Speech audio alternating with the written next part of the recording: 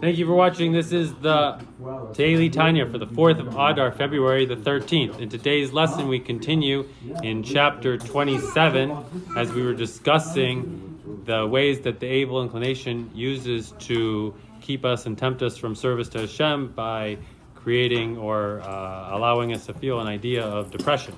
And what can we do about this depression which keeps us from our service to the Eibishter? The idea was that through depression, one would then desire physicality and physical pleasure, and then become numb to the idea of serving the Eibishter. Okay, here we go in the middle of chapter 27. In today's lesson, being a perpetual inner battle and winning is possible, one's life mission, not necessarily transformation. So the idea of Beinoni is not to transform the Eight Sahara, that one doesn't have this battle or these evil inclinations anymore, but rather one finds a way to overcome the Eight Sahara, overcome the evil inclination each day and in each opportunity. With every repulsion of this thought from his mind, the evil inclination is suppressed here below in this world. And since the arousal from below, in our case, the initiative of the Beinoni in suppressing the evil inclination produces a corresponding arousal above. The evil inclination above in the supernal world, the root of the Sitra Achara of this world, which soars like an eel, is also suppressed. Thus, realizing the verse, through your soar aloft like an eagle, I will yet bring you down from there, says Hashem.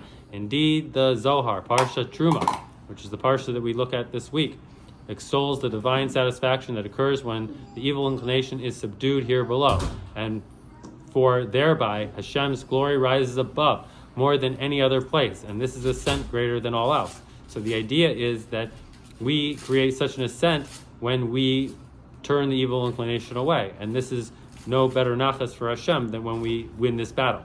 Thus, it is the evil thoughts which enter the mind of the Beinoni that enable him to fulfill God's commandment to avert his attention from there, thereby subduing the evil inclination. In other words, he's given these thoughts in his mind of the Beinoni, and they're there to challenge him. They're there to be given to him in order that he should subdue these thoughts.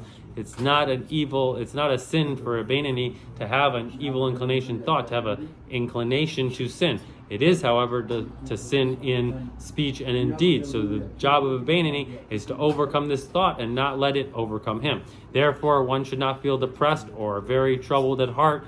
He ought to be somewhat troubled by the occurrence of these thoughts. Otherwise, he may be indifferent to them and will cease to wage war against them. But he ought not to be sorely troubled by them. In other words, he should be conscious of them, he should be disgusted by them, but he shouldn't allow them to overcome him. Even if he be engaged all his day in this conflict with the thoughts which will always enter his mind. So then he has to continuously perpetuate the war and to overcome the inclination to not sin in speech or in deed, and to also push these thoughts in his mind that he doesn't entertain them for any significant amount of time.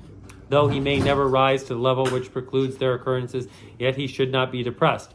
That is, that if he can't keep these thoughts from coming into his head, he can't allow them himself to be depressed because of that. For perhaps this is what he was created for, and this is the service demanded him, to subdue the evil inclination constantly. In other words, maybe this was the reason that he was brought into the world, that he should have to overcome these thoughts and not sin in speech or deed, or rather.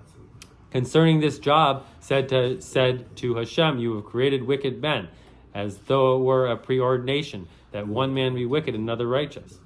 In the first chapter, the Alter Rebbe points out that this is contradicted by the statement in the Gemara that before a child is born, Hashem decrees whether he shall be wise, foolish, strong, or weak, and so on, but does not determine whether he will be righteous or wicked.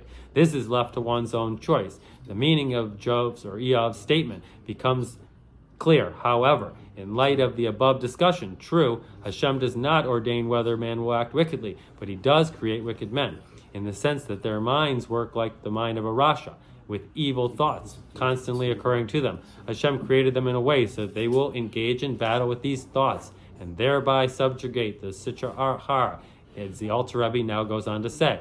The implication of Job's statement is not that they were created to actually be wicked, heaven forbid, sinful in thought, speech, and action. but that there should occur to them in their thoughts and musing alone, that which occurs to the wicked. The evil thoughts should never enter their mind, as they do in the mind of the wicked. And they shall, in other words, that they have wicked thoughts, but they're not wicked people. So they have the opportunity to turn these wicked thoughts away and not contemplate on the wicked thought any longer than it needs to be contemplated on, other than to push it away, and to for sure not act on that thought in speech or deed.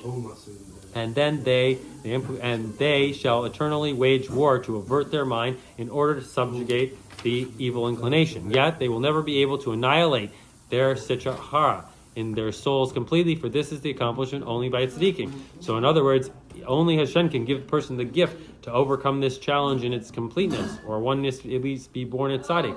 But the idea is that a person born a Beinoni should overcome these in a battle by battle, and not believe that he's to slay his Yetzer Hara or his evil inclination completely.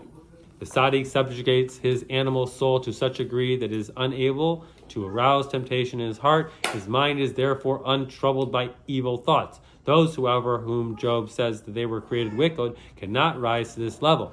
It is always possible for evil thoughts to enter their mind. Their task is not given them free rein.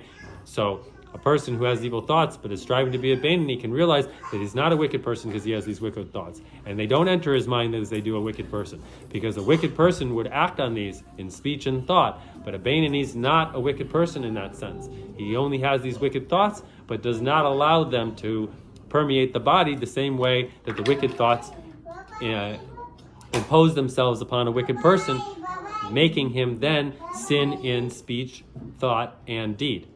The toolbox for success is divine service. Don't let urges, temptations, and evil thoughts drag you down. Your divine purpose is to display your own strength and overcome these temptations. Slacha Rabbah, have a great day. Sei gesund.